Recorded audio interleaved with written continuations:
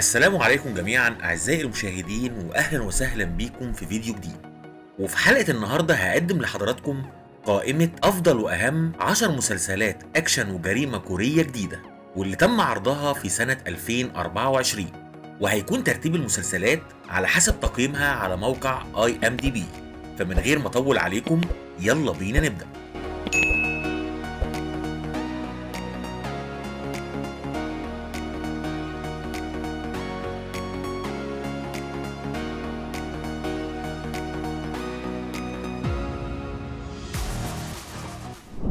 وهنبدأ قائمتنا بالمركز العاشر بمسلسل الجريمة ذا بيك ويفد، واللي جاي بتصنيف جريمة دراما وغموض.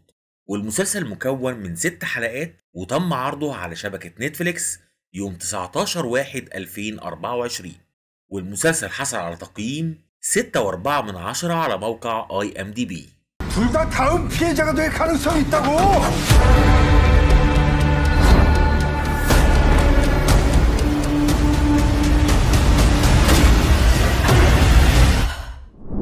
وفي المركز التاسع جه مسلسل الجريمة ذا فروج، واللي جاي بتصنيف جريمة دراما وغموض.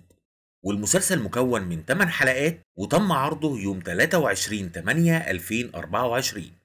والمسلسل حصل على تقييم 7 على موقع IMDb. 그 돌을 누가 던졌을까? 왜 하필 내가 맞았을까?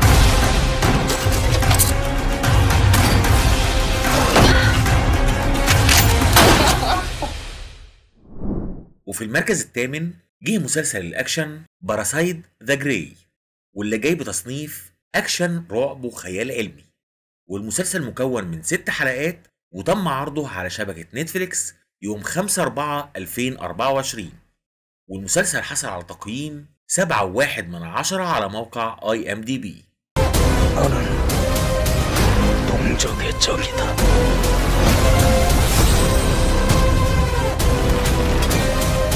넌 절대로 도망가지 않을 거야. وفي المركز السابع جه مسلسل الجريمة أكيلر بارادوكس، واللي جاي بتصنيف جريمة كوميديا وإثارة. والمسلسل مكون من 8 حلقات وتم عرضه على شبكة نتفليكس يوم 9/2/2024. والمسلسل حصل على تقييم 7.2 على موقع IMDb. 너는 분명히 잡힌다.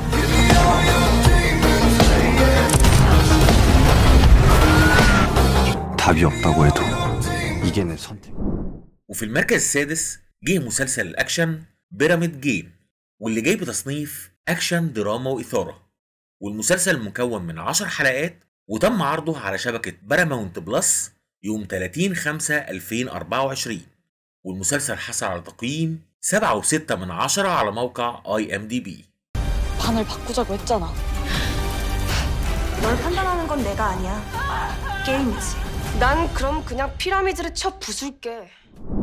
أما المركز الخامس فجه مسلسل الجريمة والإثارة ذا أوديتورز، والمسلسل مكون من 12 حلقة وتم عرضه على شبكة TVN يوم 6/7/2024. والمسلسل حصل على تقييم 7.8 على موقع IMDb. 사 중단하세요. 그냥 얘기만 한다니까 왜 막아? 놔!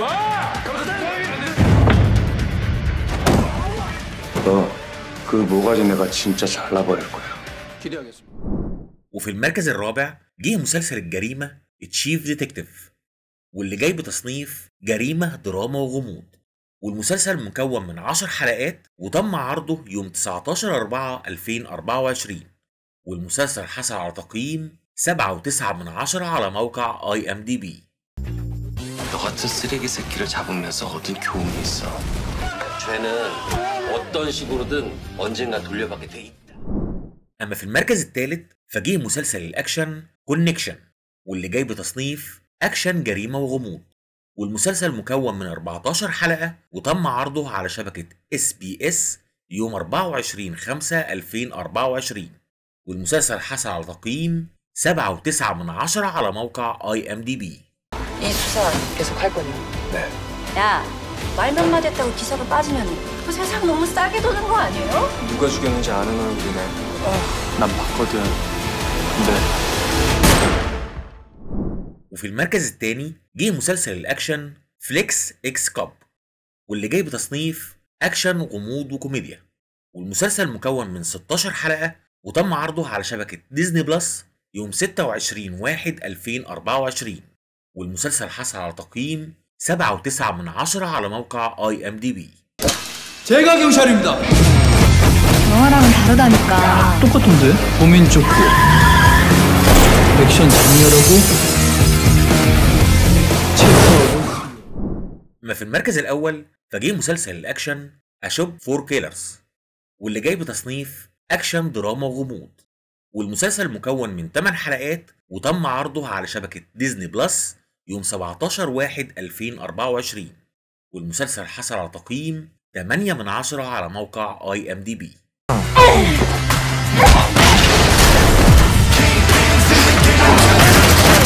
궁금하지 않아? 너 삼촌이 진짜 어떤 사람인지? وبكده خلصت حلقتنا، فيا رب تكون القايمة عجبتكم، ويا ريت تشاركوني رأيكم في الكومنتس. ايه اجمد مسلسلات اكشن وجريمة كورية اتفرجتوا عليها في سنة 2024؟ وفي النهاية اشوفكم على خير ان شاء الله في فيديو جديد.